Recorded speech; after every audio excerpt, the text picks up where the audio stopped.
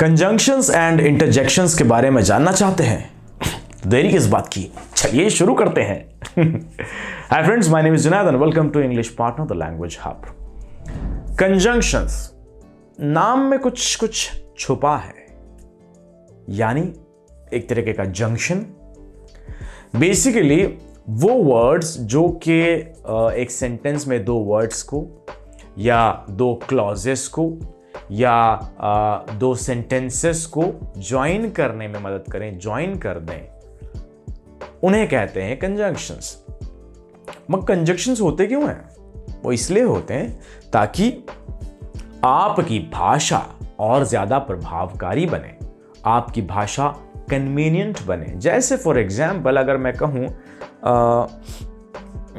कि क्या बोलेंगे, जैसे आई कैन सिंग, एक सेंटेंस, आई कैन डांस दूसरा सेंटेंस।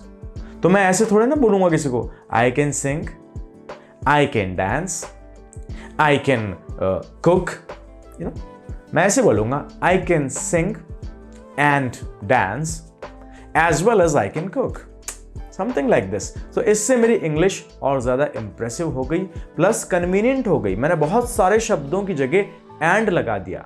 तो आई can sing, I can dance को मैंने आई कैन सिंग एंड डांस कर दिया। कम शब्दों में अपनी बात को कह दिया बेसिकली।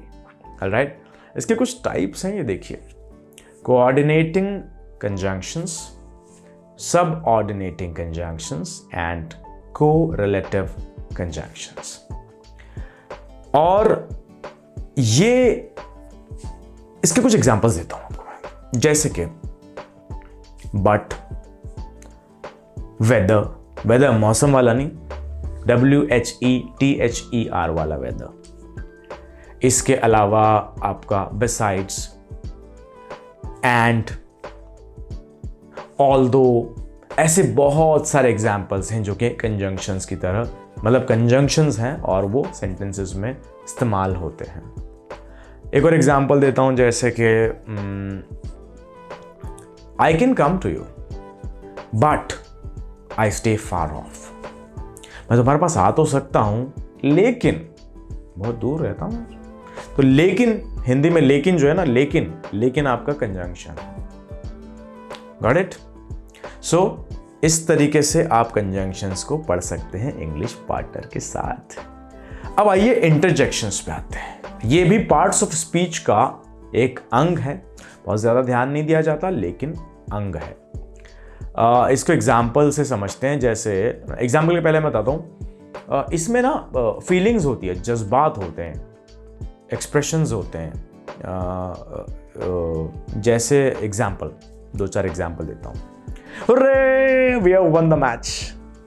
हिंदी में बोलते हैं ओए ओए जीत गए, चकरा पट्टा 90 गिल्ली। हुर्रे जैसे बेसिकली, तो हुर्रे क्या हो गया? एक्सक्लेमेशन है, बिकॉज एक सडन फीलिंग, बेसिकली एक सडन फीलिंग के बारे में बात कर रहा है।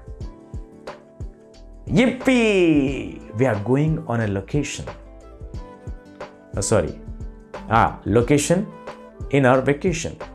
so yippee एक अचानक से खुशी है, उसको एक्सप्रेस कर रहा है, yippee. hey, how have you been? hey आपका इंटरजेक्शन है। Alas, Mohan's father died yesterday.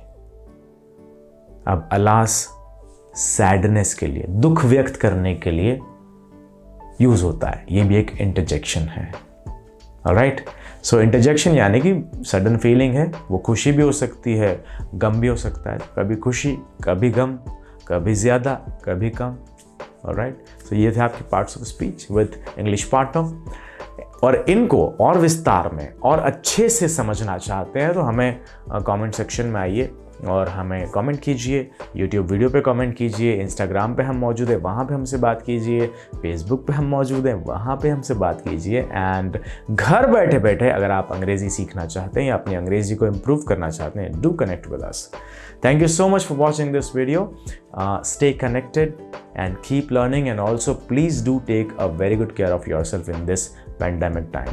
Corona में अपना ध्यान रखिए, ज़रूरी जो प्रिकॉशंस हैं वो बरतिए, मास्क पहनिए, सैनिटाइज़र का इस्तेमाल कीजिए, 6 से 8 फीट की दूरी बनाए रखिए और अत्यंत महत्वपूर्ण होने पर ही घर से बाहर किसी काम पे जाइए।